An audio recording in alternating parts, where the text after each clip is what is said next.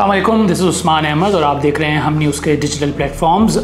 आज मैं बात करूंगा उस्मान बुज़दार अल-मारूफ वसीम अकरम प्लस और वो शख्सियत जिनके घर पे बिजली भी नहीं थी, लेकिन उसके बावजूद भी उनकी इस गुर्बत और उनकी इस मासूमियत को बज़ाहिर देखते हुए साबिक़ वज़ीर आज़म और तहरीक इंसाफ के चेयरमैन ने उन्हें सूबे पंजाब का वज़ीर आला बना दिया था। यानी वो उस सूबे का सबसे बड़ा ओहदा दिया था और ये वो सूबा है जो मुल्क की पूरी सियासत का महवर होता है और वो पूरी सियासत को चलाता है और हुकूमतों को बनाता और गिराता है। उस्मान बुज़दार साहब के बारे में मज़ेदार और बहुत बड़ी खबर ये आ रही है कि नैब ने बज़ाहिर उनकी गिरफ्तारी की तैयारी शुरू कर दी है। उस्मान बुज़दार के ख़िलाफ़ केसेस की एक तवील फहरिस्त है, लेकिन ये जिस मखसूस केस में उस्मान बुज़दार को गिरफ्तार किए जाने का इम्कान है वो 9 अरब रुपए की करप्शन का केस है जो उन्होंने और उनके ख़ानदान ने मजमूई तौर पर की है। ये याद रहे कि उस्मान बुज़दार को नैब की तरफ से कॉल अप नोटिस भी कई दिए गए और एक कहा जाता है कि तकरीबन 14 कॉल अप नोटिस हैं जो कि उस्मान बुज़दार को दिए गए थे, लेकिन वो उस पर नहीं आए और नैब के सामने पेश नहीं हुए। और जिसके बाद अभी हालिया दिनों में नैब के अंदर एक तरमीम की गई है ऑर्डिनेंस के ज़रिए। गो के उस तरमीम से मुताल्लिक कहा गया कि ये तरमीम जो है फ़र्द वाहिद के लिए और इशारा ये था कि चेयरमैन तहरीक इंसाफ के लिए है, लेकिन ऐसा लग रहा है कि नैब ऑर्डिनेंस की इस तरमीम का पहला जो शिकार है वो उस्मान बुज़दार बनेंगे। इस केस के अलावा उस्मान बुज़दार के खिलाफ एक और केस है जो कि गंदुम बरामद करने का केस है, उस पर भी इंक्वायरी चल रही है। कहा यह जा रहा है कि उस्मान बुज़दार ने बेसिकली गंदुम की खरीदारी पर समरी सर्कुलेशन जारी करने, ये जो उस्मान बुज़दार की काबीना थी उसकी बात हो रही है कि उनकी काबीना में ने जो गंदुम की खरीदारी थी वो सर्कुलेशन के जरिए समरी जारी की थी वो, और इसके अलावा 11 और ऐसे उन्होंने फैसले किए थे जिसकी बुनियाद पर उनके खिलाफ इंक्वायरीज चल रही हैं उस्मान बुज़दार पर। इसके अलावा जो एक और बड़ा मामला है जो कि मुसलसल ज़बान ज़द-ए-आम रहता है वो था तकर्रुर और तबादलों का, और उनमें तकर्रुर और तबादलों में रिश्वत या किकबैक्स दिए जाने का इल्ज़ाम लगाया जाता है। हम न्यूज़ के प्रोग्राम में जब उस मौजूदा या साबिका हुकूमत थी, उस्मान बुज़दार भी वज़ारत आला के मनसब पर बरकरार थे, उस वक्त गवर्नर थे पंजाब चौधरी सरवर जो कि अब तहरीक इंसाफ में नहीं है और वो मुस्लिम लीग काफ में है। उन्होंने उस वक्त यानी 3-1 साल पहले हम न्यूज़ के ही प्रोग्राम में इंटरव्यू देते हुए कहा था कि जी इस वक्त पंजाब में करप्शन का रेट भी बढ़ गया है और करप्शन भी बढ़ गई है, तो ये उस वक्त उन्होंने आवाज़ उठा ली थी। अब उस्मान बुज़दार के ऊपर जो तकर्रुर और तबादलों का केस है उस स्पेसिफिक अगर केस की मैं बात करूं तो एंटी करप्शन पंजाब इस मुताल्लिक तहकीकात कर रहा है, और इस केस में एंटी करप्शन पंजाब ने उस्मान बुज़दार, साबिक़ वज़ीर आज़म की अहलिया बुशरा बीबी, उनकी बहुत करीबी दोस्त जिनका नाम फ़रहत शहज़ादी या उनको अल-मारूफ फ़राह गोगी के नाम से जाना जाता है, जो इस वक्त फ़रार हैं और दुबई के अंदर सुना है कि मौजूद हैं, उनको भी नामजद कर लिया है। इसके अलावा इसमें जो बुशरा बीबी हैं तहरीक इंसाफ के चेयरमैन की वाइफ, उनके बेटे हैं इब्राहिम मानेका, उनका भी नाम आ रहा है कि उनको भी इस केस में नामजद किया जाता है। और लाहौर के हल्के और पंजाब के हल्के के जो सीनियर सहाफ़ी या तज्ज़ियाकार हैं वो ये कहते हैं कि ये एक पूरा नेक्सस था जो कि बुशरा बीबी, फ़राह गोगी और उस्मान बुज़दार के गिर्द घूम रहा था। इसके अलावा इस केस के अंदर 6 ब्यूरोक्रेट्स हैं साबिक़ पंजाब के, उनका भी नाम आ रहा है और उनको भी नामजद कर लिया गया है। ये होता क्या था, ये निज़ाम चलता कैसा था जिसके करप्शन और किकबैक्स का निज़ाम जो है वो पोस्टिंग और जो तबादले और तकर्रुरियाँ होती थी वो किस तरह काम किया करता था, इसके बारे में कहा जाता है कि वहाँ पे जो 6 ब्यूरोक्रेट्स थे वो जो है रिश्वत लिया करते थे तकर्रुर और तबादलों के फ़राह गोगी या उस्मान बुज़दार की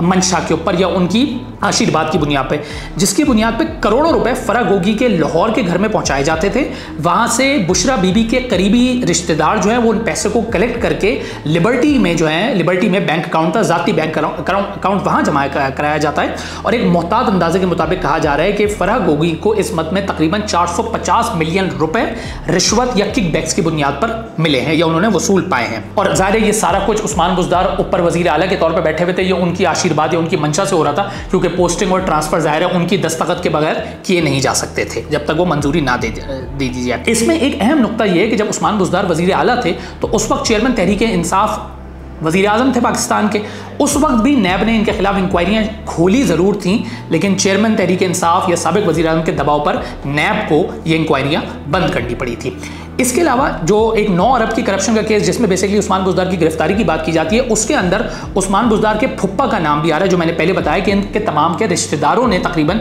9 अरब रुपए की पैसे की करप्शन की है या रिश्वतें बटोरी है। इसमें उस्मान बुज़दार के फुप्पा हैं अमीर तैमूर, उनका नाम भी लिया जा रहा है कि उनसे भी किकबैक्स और करप्शन लेने के शवाहिद मौसूल हो गए हैं या मिल गए और उसी की बुनियाद पर अब ये गिरफ्तारी डाल ली जाएगी। इसके अलावा उस्मान बुज़दार के एक फ्रंट मैन है, महकमा आबपाशी के एक्सीएन थे साबिका अजीम बलोच, उनका नाम भी लिया जा रहा है और उनकी बुनियाद पर भी ये कहा जा रहा है कि उस्मान बुज़दार का जो स्टाफ है, साबिका जो स्टाफ है, वो उस्मान बुज़दार और फ़राह गोगी के खिलाफ संगीन इंकशाफात और तहलका खेज़ इंकशाफात भी करने जाने जा रहा है। अब ये याद करा दूं कि उस्मान बुज़दार, जिसको साबिक़ वज़ीर आज़म ने अपना वसीम अकरम प्लस कहा था और उनको पंजाब में बतौर ओपनिंग बैट्समैन के तौर पे उतारा था, लेकिन ऐसा लग रहा है कि जो ओपनिंग बैट्समैन साहब थे वसीम अकरम जो है, असल जो वसीम अकरम है वो अपने मुखालिफिन की गिल्लियाँ खड़काते थे, लेकिन ये जो उस्मान बुज़दार प्लस थे इन्होंने अपने ही कप्तान की गिल्ली खड़का दी। और बेसिकली इमरान खान के लिए पंजाब जो है उसमें इमरान खान जो है वो डूबते से डूबते चले गए। पहले इमरान खान ने, अगर याद हो, इमरान खान जब हुकूमत में आए थे तो उन्होंने ये कहा था कि जी उस्मान बुज़दार उस वक्त तक है जब तक मैं हूँ, और फिर आखिर में हमने ये देखा कि चेयरमैन साहब ने ख़ुद को तो बचाने की बहुत कोशिश की, करते रहे, लेकिन अपने से पहले उन्होंने उस्मान बुज़दार की कुर्बानी दी और परवेज़ इलाही को उनको वज़ीर आला बनाना पड़ा, यानी उनको उस्मान बुज़दार को उतारना पड़ा। लेकिन उसके बाद ये हुआ कि चेयरमैन तहरीक इंसाफ को भी वोट ऑफ नो कॉन्फिडेंस के ज़रिए जाना पड़ा। अच्छा, अब अगर थोड़ा सा उस्मान बुज़दार के सियासी अगर कद काट या उनके सियासी बैकग्राउंड की बात की जाए तो ये उस्मान बुज़दार जो हैं वो ज़िला डेरा गाजी खान है, उसके तहसील तोसा से उनका ताल्लुक़ है, और वो 2013 में नून लीग के टिकट से इलेक्शन लड़े थे, पंजाब का हार गए थे। 2018 में वो ये टिकट दोबारा इलेक्शन लड़े पंजाब असम्बली का और जीत गए, और फिर वो वज़ीर आला पंजाब बन गए। क्या क्या ज़बरदस्त उनकी आपने ये उठान अगर आप देखें उनकी सियासी तौर पे कि एक शख्स जो कि बिल्कुल कहीं किसी को पता भी नहीं कि वो कौन है, शायद नाम भी ना सुना हो, और एकदम से वो जो है पंजाब के वज़ीर आला बन गए। उसका वो सीढ़ी उन्होंने क्या इस्तेमाल करी वो भी बड़ा इंटरेस्टिंग है जानना। कहा यह जाता है कि उस्मान बुज़दार बेसिकली जो एहसन जमील गुज्जर है, एहसन जमील गुज्जर फ़रा शहज़ादी उर्फ फ़रा गोगी के शौहर हैं। एहसन जमील गुज्जर से उस्मान बुज़दार का ताल्लुक़ था। उस ताल्लुक़ या उस तवस्सुत से वो इमरान खान साहब तक पहुँचे, और इमरान खान साहब के बाद वो बुशरा बीबी से उनकी एक मुलाकात हुई, या उनके बुशरा बीबी से उनको जो है मरासिम हुए, और इस बुनियाद पे वो पंजाब के वज़ीर आला बन गए। ये थी उस्मान बुज़दार की उठान। अब वो तो एक उठान हो गई, लेकिन उस उस्मान बुज़दार की जो उरूज था, और उसके बाद वो उरूज तहरीक इंसाफ के चेयरमैन और गालिबन उनकी जमात की पस्ती का बाइस बनता चला गया। और गुज़श्ता रोज़ ही या 2 रोज़ कबल हमारे ही हम न्यूज़ के ऊपर ख्वाजा आसिफ साहब वज़ीर दिफ़ा ने एक इंतहाई अहम इंकशाफ किया कि तहरीक इंसाफ की हुकूमत जब आई थी तो 2019 में ही तहरीक इंसाफ की हुकूमत लाने वाले उनसे बेजार हो गए थे। उस बेजारी के अंदर एक नुक्ता कहते हैं कि उस्मान बुज़दार को भी पंजाब का वज़ीर आला बनाना, बरकरार रखना और बार बार के मुतालबा पर ना हटाना था। अब ये हुआ कि उस बुनियाद पर उस्मान बुज़दार को बरकरार रखने की बुनियाद पर चेयरमैन तहरीक इंसाफ और उनकी सियासत जिस हाल में वो अब हम सबके सामने है।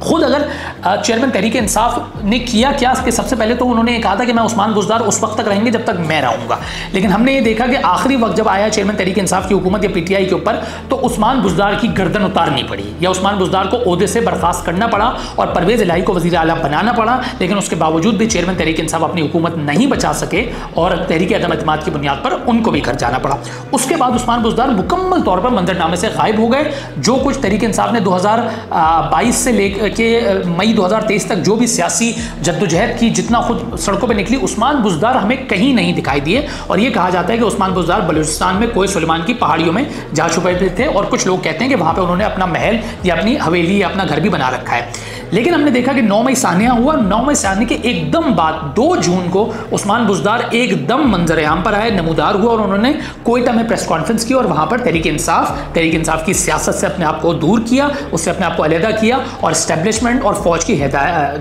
हिमायत में उन्होंने बुलंदबांग बयानात दिए, दावे किए। लेकिन उसके बावजूद भी ऐसा लग रहा है कि चेयरमैन तहरीक इंसाफ के सियासी जो मुस्तकबिल है उसको देखते हुए उस्मान बुज़दार का भी सियासी मुस्तकबिल नहीं बच पाएगा, क्योंकि उनके खिलाफ नैब की इंक्वायरियाँ तेज़ से तेज़ तर होती जा रही हैं। इसमें एक पहलू ये भी है कि गुज़श्ता रोज़ ही तहरीक इस्तेहकाम पाकिस्तान पार्टी जो है उनकी जो रहनुमा है फिरदौस आशिक अमान, उन्होंने ये बयान दिया है, उन्होंने दावा किया है कि उस्मान बुज़दार ने इस्तेहकाम पाकिस्तान पार्टी या IPP में आने के लिए, शमूलियत इख्तियार करने के लिए रब्ता किया था, लेकिन उस रब्ते को मुस्तरद कर दिया गया और ये फैसला हुआ है कि उस्मान बुज़दार प्लस को माइनस ही रखा जाएगा। देखना ये होगा कि उस्मान बुज़दार के साथ जो कानूनी चाराजाई हो रही है वो कब गिरफ्तार होते हैं, और गिरफ्तार होने के बाद वो क्या इंकशाफात करते हैं, और इन इंकशाफात के बाद तहरीक इंसाफ के चेयरमैन के लिए मज़ीद क्या मुश्किलात होती हैं। इसको देखने का हम सबको इंतज़ार भी है, और यकीनन ये और भी दिलचस्प होगा। Thank you.